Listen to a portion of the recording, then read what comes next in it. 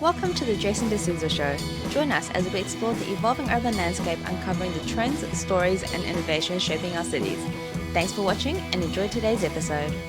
Arminé Nalbandian, welcome to the Jason de Sousa Show. Thank you for having me, Jason. Look, it's great to see you after a long time, and it takes a podcast for us to get together, eh? So it's good to see you. So you're doing some really cool stuff at the Centre for Social Impact. I've been wanting to get you on for a while to talk more about it. The whole not-for-profit sector, the whole social impact sector has been a topic of conversation for so long, then who better than an expert to come on and talk about it. So welcome. So I guess the first question is, how'd you get into it? Yeah, so quite an unusual journey in some ways, and then in others, when you piece together the longer story, it sort of starts to make sense. And I think I've always worked in for-purpose spaces, so obviously we worked together briefly in government. We did. I stayed on for eons. I was there to the very Actually, the very you were there end. far longer than me. I think I was at the end of my tenure Gladys's longest serving staff member. So I was there for nearly 7 years, which is a very long time. And you were there for quite some time before that. I was there for the first term. Okay. So yeah. I left. That's a solid innings. Yeah. I have the record actually of being the first chief of staff to leave the Baird administration. Oh wow! Okay, I love these Which little people, and at that time people couldn't believe it. People said, "My goodness, it's Mike Baird. Like he's going to be premier forever." And I thought, well, he is, and I think he's wonderful. But great. my time in politics has come to an end. Wise man, unlike me, who I thought, oh well, it'll be this year, I'll go, but I just loved it too much. The problem is it's addictive, isn't it? It is addictive. It's addictive. The thing about working in government and in those sorts of roles is just the amount of impact that you have at a senior level, and you were very senior. And what you're working on it's just so momentous and so ginormous that it's sort of hard to believe that that's how things actually work. Yeah. Well, I think, people will often ask me, as I'm sure you've often gotten this question as well, which is like, do you miss it? What was it like? And I'd say, I don't miss sleeping with and showering with two phones. Definitely don't miss that. And in fact, it took a while, particularly post-COVID, post bushfires, post-floods, then post-COVID, for me not to get a chill up my spine every time my phone would buzz. It was sort of this real, the real intensity of the job, especially the more senior you get and the more pointy end you get in terms of the closeness to the leader. There is a real sense of responsibility, and there is something fantastically brilliant about that responsibility that I think makes you really, really grateful to be in the role.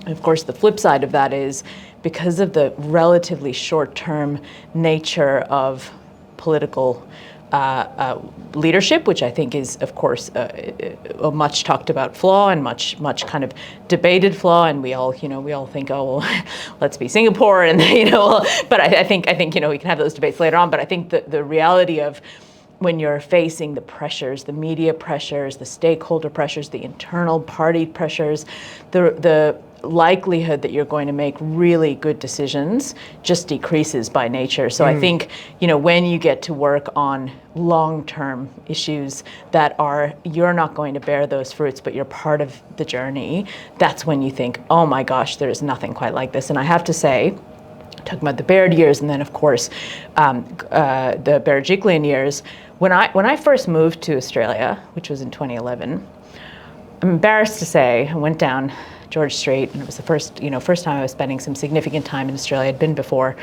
and I thought, what in the world is this place? This is supposed to be a global city. I was embarrassed. I was like, I can't live here. But that was 2011? Well, that was 2011. And I thought, this city is not what I expected it to be. Yes, it's incredible, it's beautiful, but it feels very old, and everything about it felt like it was not where the future was headed.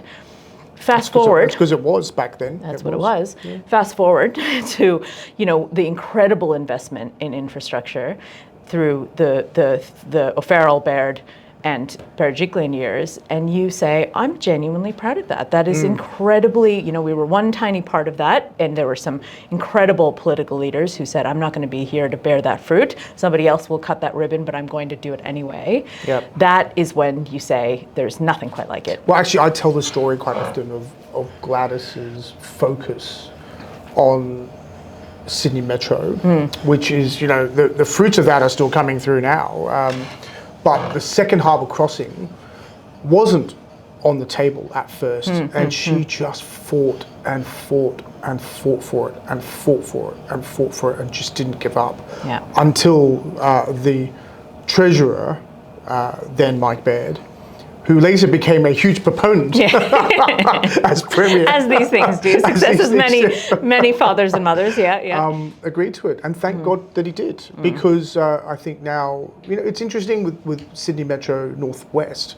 When it opened, I think people liked that it was an automated system and that it was singled away in 4 minutes. But it was going out to Tullawong, and it went there from Chatswood, and it didn't really impact that much of the population, I think, right?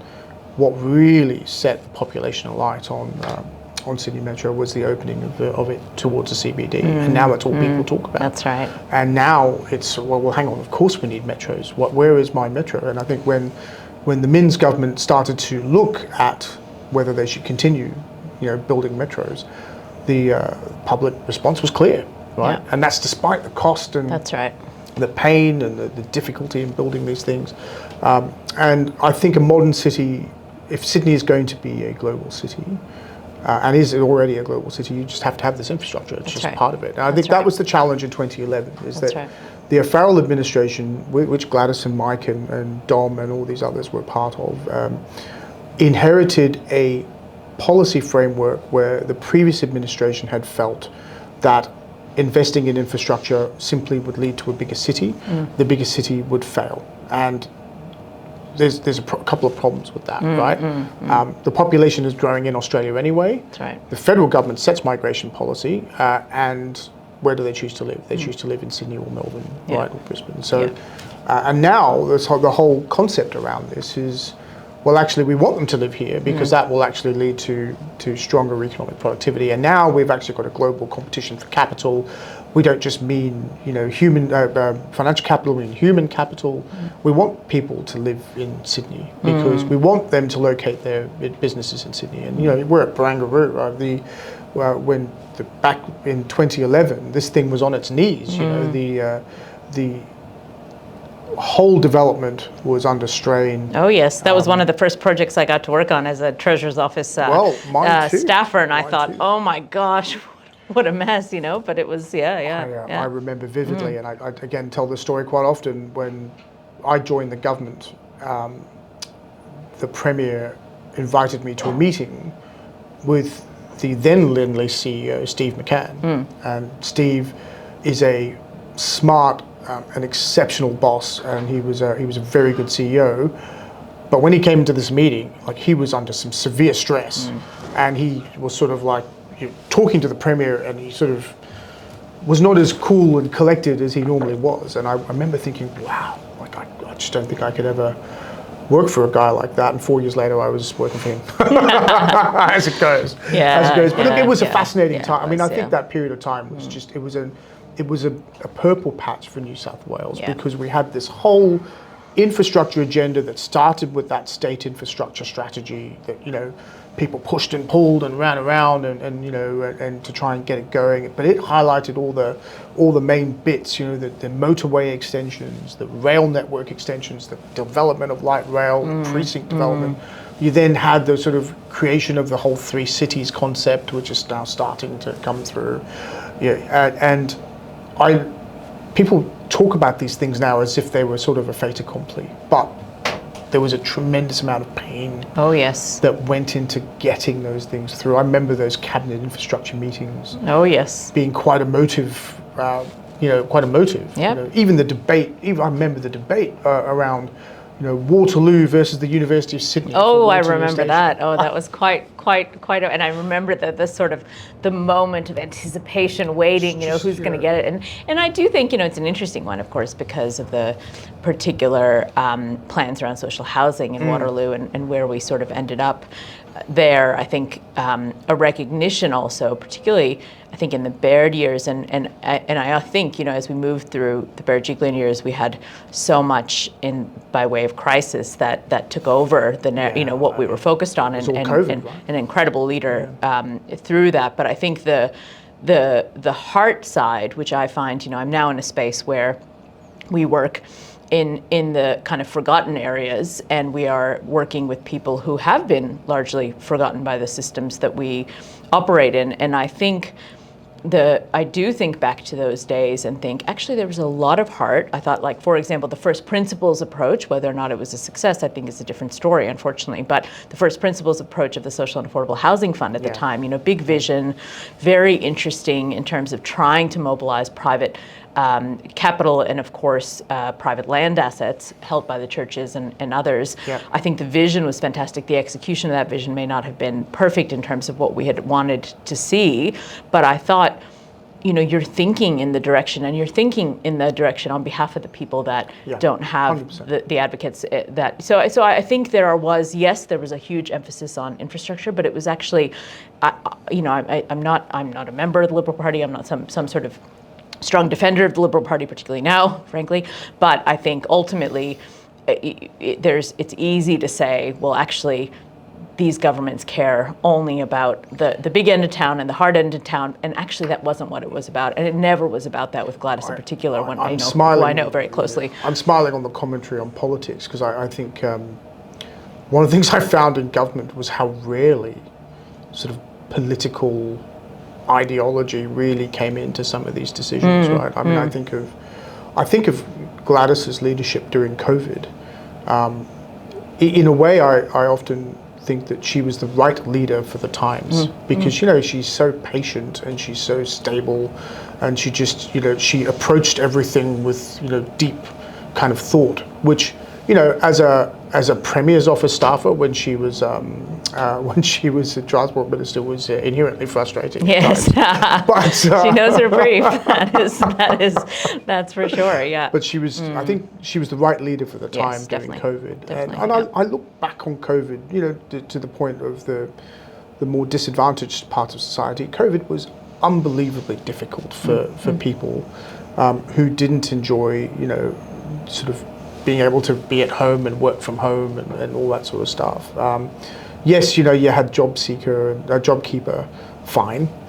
But it was an immensely difficult time. And I do look back now, particularly around questions around lockdown and questions around whether some of it's benefit of hindsight, obviously, but whether we need to look at things like that differently for the next pandemic. Oh, without a doubt. Now, I think there were certainly failures, and I think, in my view, lockdown was one of them, and in fact, it was the thing that we've resisted more than people forget that, just how much pressure there was from all of the other jurisdictions in Australia to do the lockdown and to do things that were, totally, Victoria. And it was sort of, it was, unfortunately, the curfews. I think the curfews were just problematic. But one thing that I do want to point out is, I think one of the lost lessons for me out of the pandemic was that, we were able to address homelessness, for example, in a way that felt impossible. And when you have crisis. And when you have this time, and I think globally we're in, the kind of the meta crisis, the poly crisis, we're in this era of crises. I think there are opportunities in these moments to think about really intractable problems and say, okay, well, we have the resources we have, let's mobilize and let's prioritize, because if we don't, the long-term benefit, the long-term impact is going to be huge, right? Normally we know that equation, we know, okay, if we don't fix this now, these people are going to end up in this situation, and then, if you don't address the children out of home care, the likelihood that they're going to end up in the prison system, like we know these stats, but because the long life, we've known them for a long time. We've known them for a long time. They haven't changed. They've gotten worse. But the difference is when you you crunch all of that together and say, if we don't get to the solution now, tomorrow the really pointy end will show its head. Okay, well, we need to deal with the problem now. You saw people were housed, and I think homelessness as a housing problem, which is talked about often, is something that, of course, it's multifactorial, but I think we're often ready to blame the really hard things that can't be worked on. Oh, mental health's really hard. Drug and alcohol is really hard. Well, housing. They want to be homeless. That's right. Oh my gosh, the endless attitudes it's a lifestyle choice. That's right. Or actually, if you have really pro-homeless policies in your city, people are just going to migrate from Melbourne to Sydney to be homeless here. I'm like, that actually, the facts don't bear that out. So it's so I think those moments of how do you think critically as a society about what you need to who you need to take care of and when and how. I think we have lost some of those lessons that came out of the pandemic because of the fog of war that we were in, that I think it's worth thinking a little bit about. The pandemic, I think it's a collective amnesia on purpose, of course. Nobody wants to remember it, but it is something that I often reflect on given my current role. Well, that's a good segue, actually. So we can talk a lot about how we can influence things in government, because definitely when you're in a senior role and you have a smart minister or a smart premier, and you're allowed to exercise their brief for them, you can achieve a lot. That's right. But neither of us are in government. That's right. So your passion for for-purpose stuff in this role, how are you executing it? Yeah, the passion for purpose has always been there for me. It's sort of innate. And in fact, I will just, before I answer that question, I'll get to one point, which is when Gladys became premier, I had been, a very, very hardworking treasurer's office staff, was there at all hours. I loved the job. She said, what portfolio do you want? Which policy portfolio are you interested in? Now, everybody would say transport and infrastructure. And I was like, social policy. And she's like, sure. No one wants social policy, right? It's like really? completely unpopular. Here you go. You can never have a win. You can't get a good news story up. No one's incentivized because it's the whole media cycle works against you. No one wants to celebrate the good things. They only want to celebrate the bad things. And I was like, no, because my heart's always been there. Could have picked health. Well, health was part of it. Health is social policy. But yes, I think there's that too. Okay. I did. But I think the point of all of that is to say there's something innate, and I've always been a person who's been interested in this space and have worked in and around the space for some time. So the role coming to CSI was interesting because I thought, well, the higher education system as a lever for change is one that I've always been compelled by. Now, I don't have a PhD, I have multiple master's degrees, but I'd never kind of gone down that path of being an academic. But I was really interested in the power of evidence and the power of education. Allegedly in business, we're also interested in those things. Allegedly in lots of sectors. But I think for me, the social impact story and what we're able to achieve at CSI, we have levers that are pretty straightforward. So research, very obvious lever of any university. Education, so that is, of course, award programs for undergraduates, for postgraduates. We have an MBA in social impact across our 4 universities at the CSIs. Specifically in social impact? Yeah, it's basically I think one of our universities is specifically in social impact, and then the others are an MBA X. So you do effectively a core of an MBA, and then you pick 4 units that are social impact units. So you have an MBA in social impact. It's sort of an MBA X. So it is, and it's a novel kind of concept in some sense, or it certainly was when we started it. In fact, 18 years ago when CSI began sort of the concept of social impact, or the social impact professional, a head of social impact at a corporate was sort of, it just wasn't a thing. So in part we've been able to build that. So we sit in business schools. That's quite unusual. I think you would assume we would sit not, in a sort of social sciences faculty, but we sit in business schools across our 4 universities. And we think about the kind of intersection of the various sectors that are involved in purpose, which includes, of course, charities, of course, philanthropy, of course, government, but also business, and how they all, what levers can we pull? And we run the gamut in terms of our research of pure social policy, right through to social innovation, impact investing, looking at, ESG metrics. So we're quite comprehensive in terms of the work that we do. And on the education side, there's the award programs, as I mentioned, we teach into undergraduate, but actually, and my team in particular, run a range of executive education programs. And to me, I think the power of your levers in this space, your levers are limited compared to any other sector that isn't government. Completely. Yeah. But for me, education has been a really interesting one. So for example, we have a fantastic, really world-class ranked course that is focusing on not-for-profit board directors and saying, yes, of course you have to know fiduciary and regulatory duty. There are lots of people who do that. Go to AICD, go to others and learn that. You should know that. But actually, if you're sitting on a not-for-profit board, your actual role is also there for the beneficiaries of the service that you're running. So if you're running an out-of-home care service and you're so focused on the dollars and cents or the regulation that you're not thinking about the person at the center of it, which is so often the case. In fact, if you look at the way that we structure our organizations, the impact is so incredibly stymied by those incentives, short-term government because contracts. They're acting in favor of the. That's right. So we teach a lot about, what is, how do you think mission and system first? If you're really your ultimate goal is to do yourself out of a job, then how do you think about that? What contracts do you actually have to say no to if you're really thinking about the beneficiary? And it has been incredible. It has been such a moment, some of the stories I hear, some of the calls I get after people take that course, who come from very different backgrounds, often corporate backgrounds, sitting on a not-for-profit board for the first time or the 50th time, and they say, I cannot believe I have not, that has never clicked for me. Thank you. I joined a not-for-profit board and I go straight into board director mode. Yeah. And that's very common and understandable and common. So that's one, and I think as a lever, so we think about what are the levers for systems change, what are the levers for social impact, and how do we catalyze with our tools those changes through our levers. So if we think about board directors, they're a clear and untapped lever. There's another piece which is very much about, which we're working on now, which is philanthropy. How do you, a sector that I think arguably is relatively unaccountable to impact. What was the term you used earlier? Philanthrocrats? Philanthrocrats, yes. I love it. Tell me what a philanthroprat is. So if you think about a philanthrocrat, and it's not, much like the term bureaucrat, which is not very popular, both are somewhat unpopular in the sectors. Yes. Indeed, we do.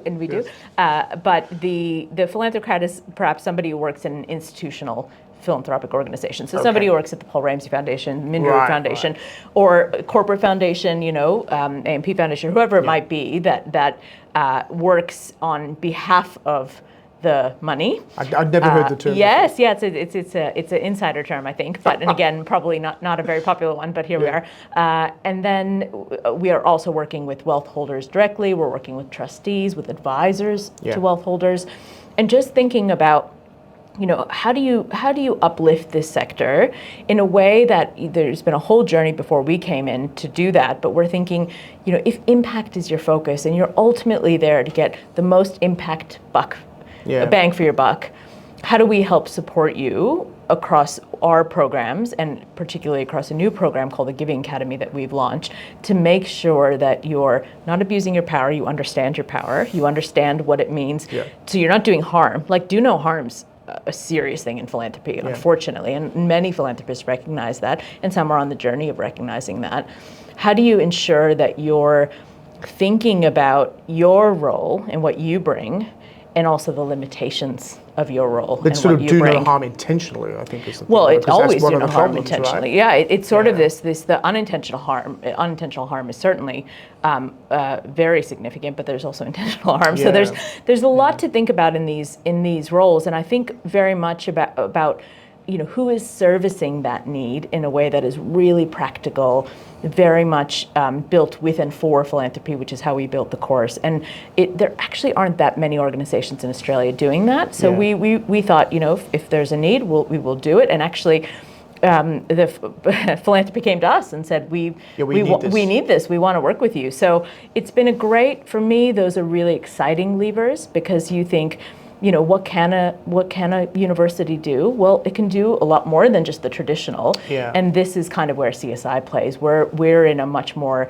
practical, pragmatic kind of world, and we use our levers that can sometimes feel very ivory tower to work directly with those who are on the ground trying to have an impact. Do you feel that as part of the sort of focus on the not-for-profit sector, we've had a problem with the financialization of impact outcomes? And I think back to the heady days of the social benefit bond, right? Which I loved as a concept. And I loved it as a concept because it was like, well, okay, maybe we really can attract capital to solving the out-of-home care problem, with the idea that, well, if we bridge that gap between out-of-home care and post-school education or employment or whatever, and we avoid long-term unemployment, then basically this is the cost saving of long-term unemployment, and therefore you get a return to your bond. Conceptually, that makes sense. In practice, it was complicated. Is there? I mean, I love the idea. In fact, the fact that we tried it, I think is great. But it didn't work, I think, because of its complexity. Is there a risk that we're trying to, or it has worked, smaller ways than we had hoped for originally with Envision? A much better way of describing it, right? It has not worked the way we had hoped. I think initially, right? So in terms of scalability, that's right. So is the right pathway one to say, well, we need to think about these things in dollars and cents terms, or is impact actually more of a societal human focus? I think, I think it is unfortunately a bit of both. So I think the reality is you need to be so careful that you don't put too many eggs in one solution basket. And I think, frankly, the bonds were, the early days of the bonds, where this is the panacea, we're gonna, we're gonna mobilize financial capital, and that's where, all the incentives, but of course, then you don't Let's think get about, the well, investment actually, bankers out, right? That's right. Here we go. That's right. And in fact, if I'm they honest, They did turn out. If I'm honest, the Social and Affordable Housing Fund had the same kind of it perils. did. And I think when you think about how, when you try to create new systems and new innovations, but you're working within existing systems, and you're not deeply recognizing, before you come up with the idea and the plan, what are the incentives of that existing system? So government, highly risk averse. The most risk averse body you could possibly find, right? Extremely risk averse. One thing goes wrong, and that's it. We know, we've been on the other end of that. Sorry, goodbye program. Terrible, right? So I think you're trying to create something that needs to have a risk appetite, but you're saying it can have no risk appetite. So what happens? Well, the complexity increases to match the risk. So we're going to make this super complex. We're going to so many hoops that you have to jump through to prove that thing is working, so that, so I think there's sometimes an underappreciation between sectors, which I know is sometimes the work that you do, right? To kind of think about, well, how do you translate almost the from one sector to another?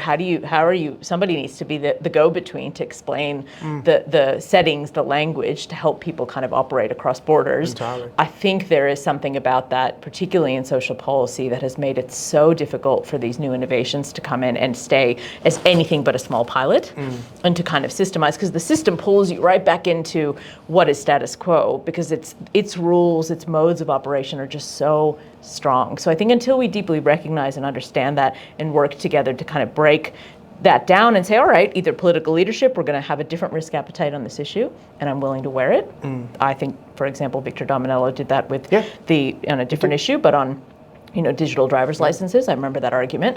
And I was one of those people who was like, what? You're going to do what? So I think there is a political leadership element. There's a question of how you bring along your detractors on a journey to kind of say, if we're going to take more risk, or we're going to change the dynamics of the system, who is going to lose and who's going to win out of that? Let's work with those who think they're going to lose, have a perception of loss, and try and work with them to kind of change those dynamics. And I think, to bring it back to your original question, I think the idea of bringing the power of one sector into another, so financializing sort of the way that we think about social impact, conceptually had validity to some extent, but hadn't thought through the unintended consequences of working within an existing system.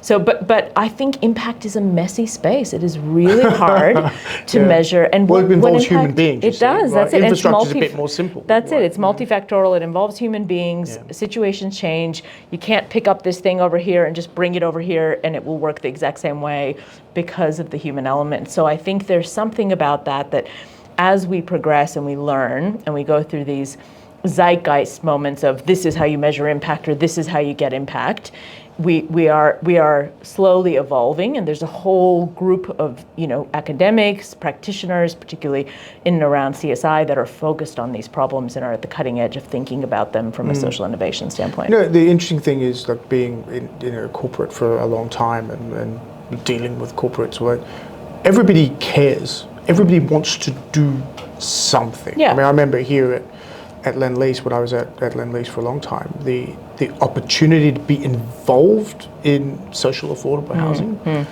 all of the graduates, that was their number one thing. Like, I want to be involved in that. I want to be involved in that. Right now, It's me. Joy. that's great, wonderful, except, businesses are for profit, right? And one of the big challenges, I think, between the expectations of public policy and the expectations of public policy over business is that business is happy to provide a service, but it has to do it in a financially profitable way. That's right. And so the question then becomes, government, do you want that service provided or not? Now, in infrastructure, it's kind of worked. In infrastructure, it's, well, okay, we can run this type of public-private partnership. I'm the government, you provide me with this asset, I will rent it from you for 25 years or so, and then I get it back. You take all the risk, you take all the construction risk, you take everything, and you provide me with a service. I don't have to be involved with it other than benefit from it. Fine, I'm willing to pay that cost. It's worked to some extent on toll roads. You can say, well, you know, toll roads are, we want to charge, we want road user pricing, we want less cars on the road, we want a society to benefit from less cars on the road. If you can afford to drive a car and you're running a business or whatever else, you can pay for it. And that allows us to spend money on public transport. Right? That was the other angle around that. Yes, yeah. When it comes to social policy, though, things start to become complicated with that type of concept, and I think most recently with the Northern Beaches Hospital being an example of that, right? It was a pure private hospital that was delivering public services, and arguably there was a conflict in the way that kind of came out. Yeah. And so it seems that private finance works fine when you're just doing the building, but when you start involving people in a public service, that's when things become complicated. And then you see, of course, the private providers of childcare and the incredibly devastating circumstances there. So, you know, I've actually changed my view on this. So I was, having come from the US, was probably more open to private operators running social services. I have changed my view on that completely. So why? So I think the profit motive is valid and is how our society is run. Yeah. But when you are working in spaces that are very messy, very human, very much require you to have a different North Star, and your legislated, if you're a public company, mandated North Star is different, those two things, when they are at odds, and they will be at odds more often than I think we want to appreciate, the one that has to win is profit, because that's how these structures work. So I think, knowing that, I think it is a flawed premise to say, oh no, you can do both. And yeah, of course, there are always examples of people who have done both, but that is not the norm. And in fact, the risk that you're taking is too great. And I similarly think, you know, privatized prison systems, I have problems with a lot of these concepts in ways that I hadn't thought through as critically before. And, you know, the benefit, of course, of having lots of experiences in life and then working in politics is sometimes these, and I did have plenty, but not as many as, of course, we as we age. This is also another sad and perverse reality, is the older you are, the less likely you are to work in politics, because it is a brutal job. Oh, it is a young person's game. It is a young person's game, but of course, regularly. Oh, would you please be chief of staff? Yeah. Oh, yeah. Yeah. That's very nice. That's very kind of you to ask. Indeed. You know, Indeed. Would you consider? Would you consider being an MP? Thank you. But I think if I was going to do that, I needed to be. I mean, there's a new opposition leader in Victoria as of yesterday. Yes. She's 35 years old, right? Mother of a young child. Used to work at BCA. Know her? Yes. There you go. Right. And by all accounts, I don't know her, but by all accounts, she's very impressive, right? But she's 35 years old. Like that is kind of unheard of in a way. It's really only the last. Zoran Mamdani, but yes, But another case in point, that is an incredible. Dominic Perrottet, he became premier at what, 40? Might have just been 40. Yeah. Might not have been, right? He was, managed to have multiple children in a short period of time. But anyway, so.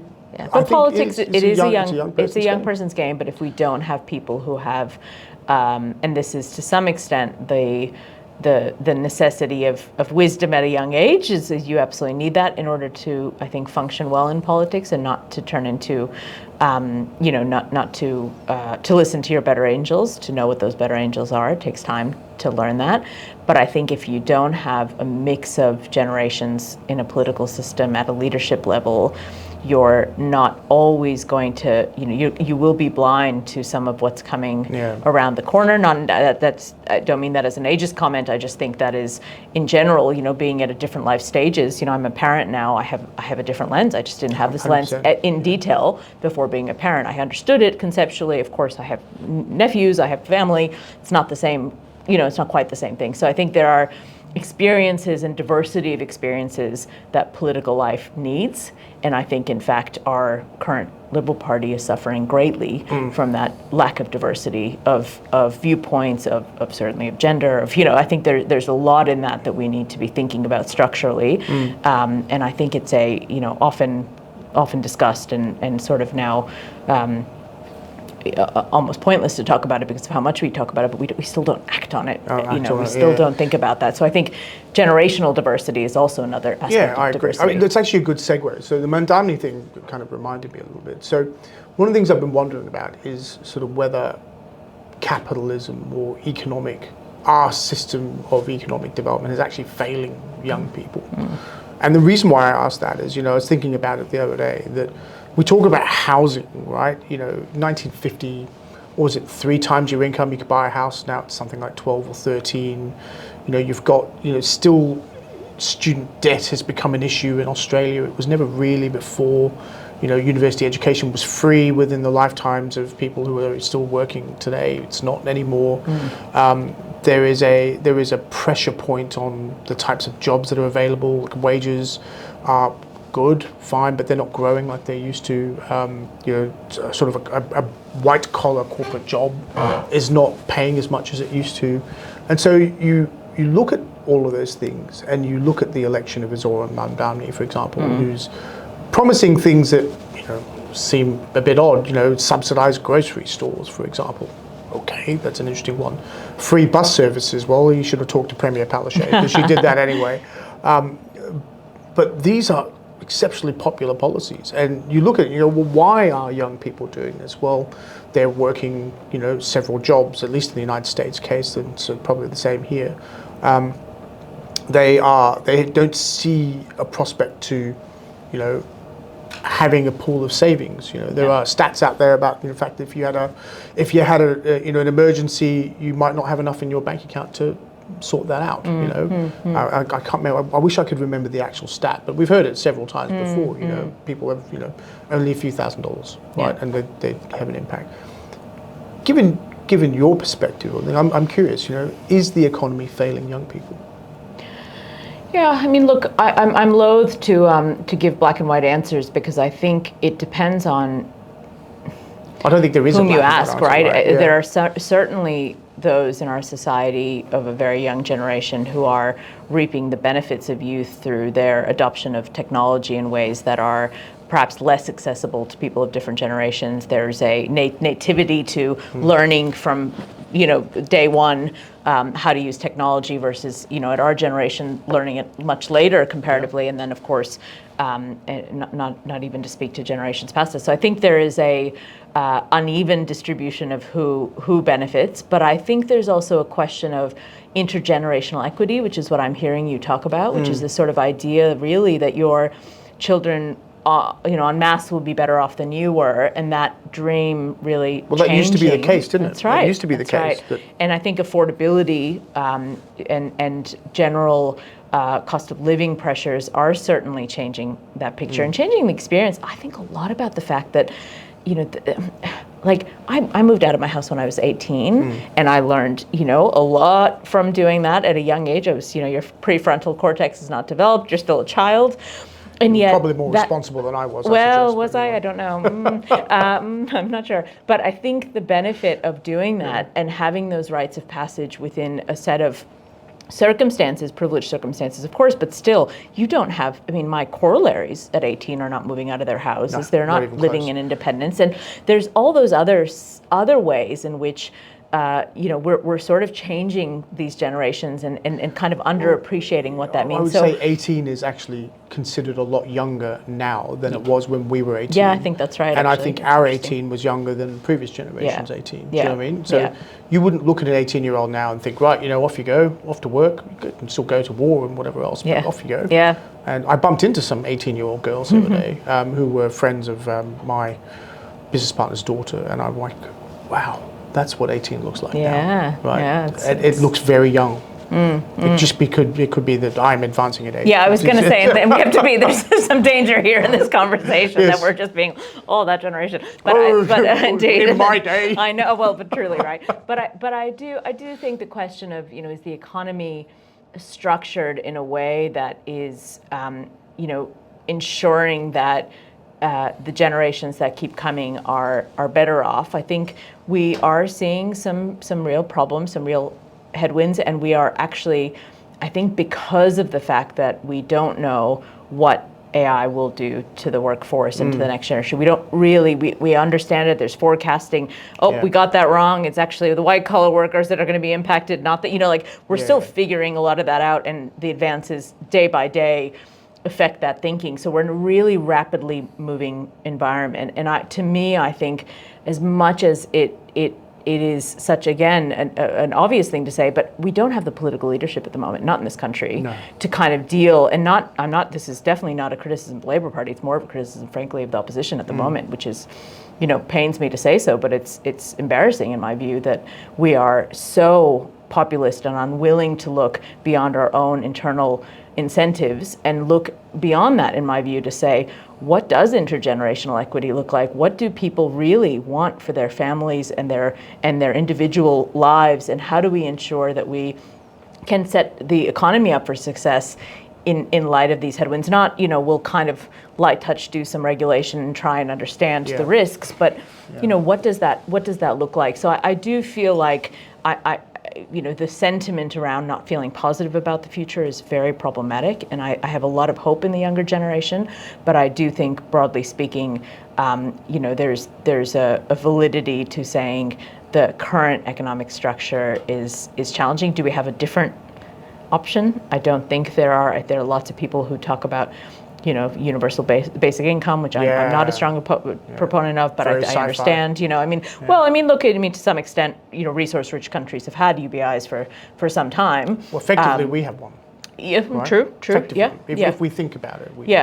There's there are sort of corollaries to it, but I think there's something about the idea of how we restructure and how we take leadership in those conversations and with whom we do. And I think for me, at the forefront should be human dignity and how we preserve human dignity and how we allow people to live better lives than what they have today. I think there's something about that requires populism to be kind of set aside and long-term thinking to be prioritized, and that is political leadership to me. It depends on what populism is as well, I think, right? I mean, one of the things that worries me a little bit is in order for us to be a successful society, we have to be positive about it, right? We have to believe in it. We have to want it to be better. Yeah. And this is just my view, I look at the amount of pressure upon society to divide into different things. We'll divide by race, we'll divide by sex, we'll divide by the gender, we'll divide by employment, and it becomes harder. And then, of course, you have I'm going to call it a social media class, because I don't know whether the media really matters that much anymore. It's a social media class that just plays you back the things you want to hear all the time. The algorithms, right? And so you just this sort of feedback loop, and that just divides further, and then you start to get these sort of bizarre extremes that come to pass, and then you start to get these sort of very ugly incidents, like the rise of the neo-Nazi in Australia, which I think is the strangest thing. Sort of unimaginable 5 years ago, unimaginable. And I just, you start to get this, and you're like, wow, right? And so I just wonder. Although, I say unimaginable, but then you think the White Australia policy wasn't that long ago, and you think like there are elements of that, obviously not quite the same thing, but there are elements of that have perhaps been there and have been rightly tamped down, I think, or kind of we thought we moved beyond, but maybe we haven't. And the contagion effect, I think, from what happens because of these algorithms. Yeah, correct. So whatever's happening in the US or these other areas that are deepening their divides for structural reasons as well, remembering our political system, I think, is one of the best in the sense that we have the moderating force of, mandated voting, we have the moderating force of preferential voting, we have a lot of, we have the Electoral Commission, we have a lot of bodies that kind of are protective, and I think many, certainly in the UK and in the US look at these systems and say, oh, wow, if only.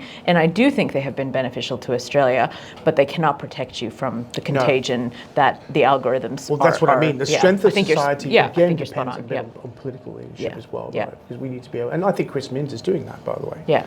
I think the way he's come out on these matters has been fantastic. I agree, yeah. And he has displayed societal leadership that I wish other politicians did. I totally agree, you know?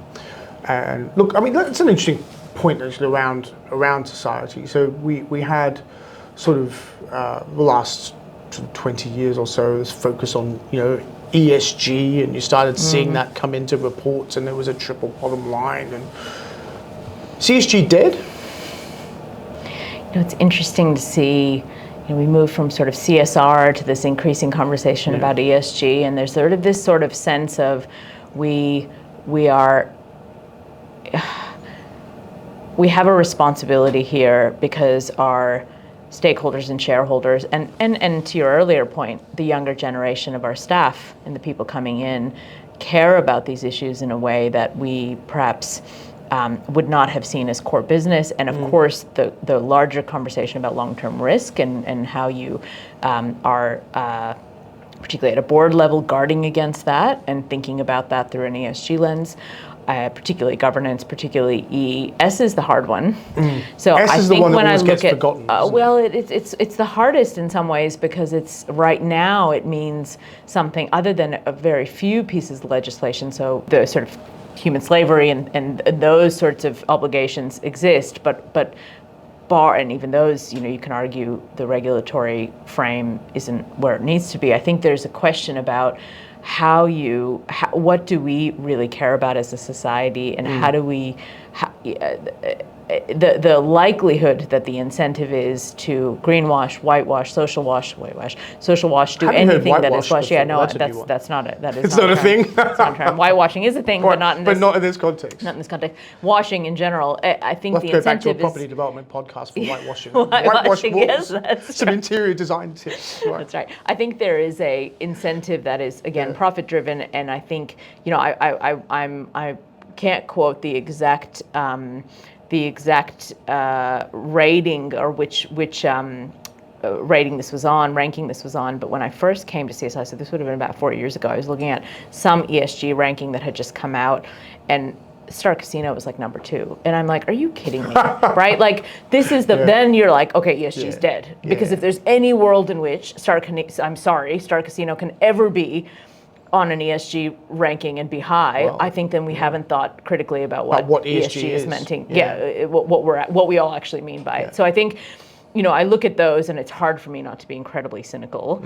There are organizations that I think are increasingly taking, and some of these are the big tech, you know, Canva, you look at how they're treating, as the founders, how they're treating their wealth and how they're thinking about what that means in terms of the responsibility of their staff. So there certainly are green shoots. There's certainly exemplars in our various industries of organizations that take those roles seriously. But I think, again, when you rub up against the profit motive and you don't have regulation, you just have the brass tacks of what ends up being real. So if you don't have stakeholder pressure, so the US is a great example, you know, many companies turning away from their ESG commitments because of what's happening in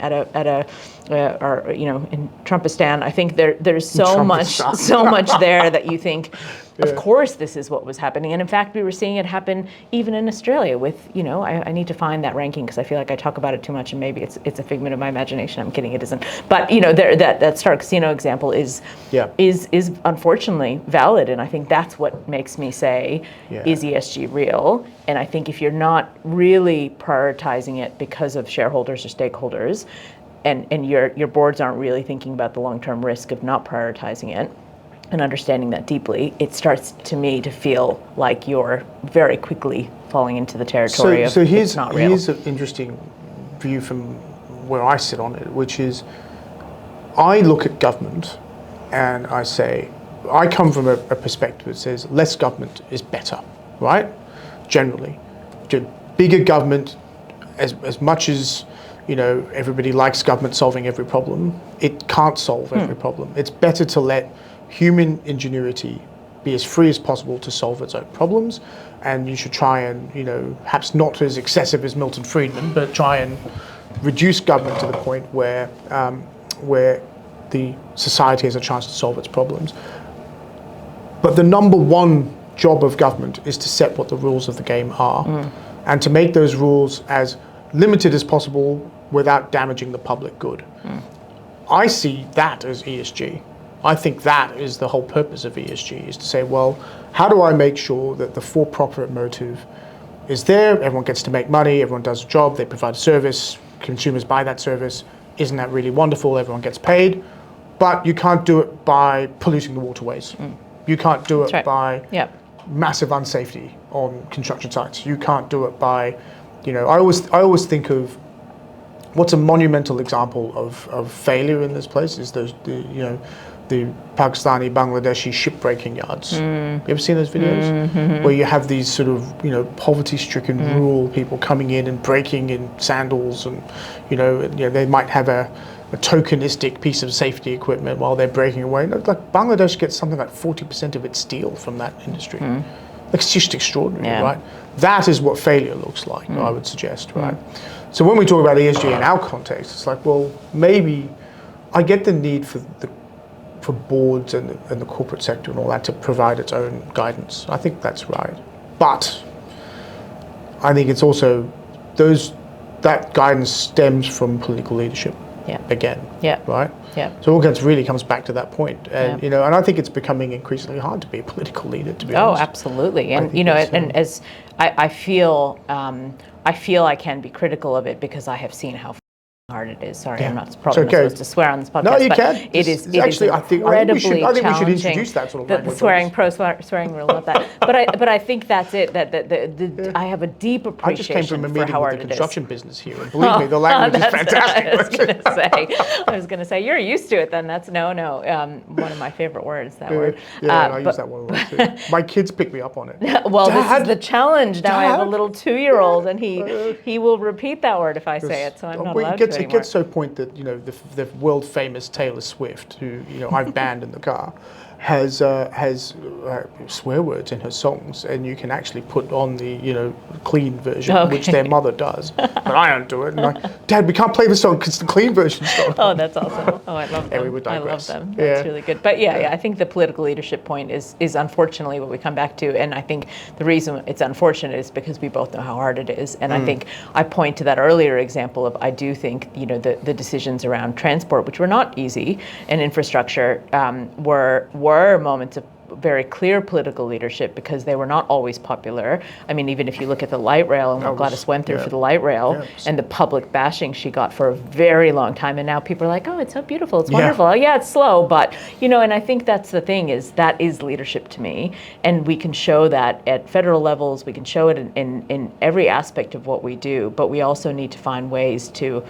I think help our political leaders in the sectors that we work in to have that courage to be able to put that forward, put those ideas forward. And so I often, when there are rightfully many people in the social sector who want to criticize government, and I say, well, yes, that is a tool, and you can press the red button and go really hardcore and have a coalition of people who argue against to get something done. And actually, sometimes that is very valid and necessary.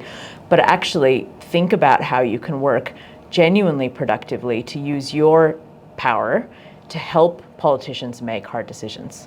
So that's what I think is incredibly underdone because we don't have the muscle for it. So one of the things I would argue is that I think it's very easy to say, I don't like this. This is wrong. This is bad. This is wrong.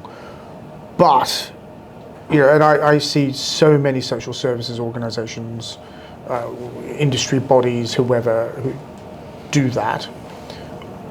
I think policymakers respond best when you say, okay, it's wrong, but, and here is an alternative. And we were talking earlier, Noel Pearson's come out with a new concept around how to help the bottom 1 million Australians escape poverty.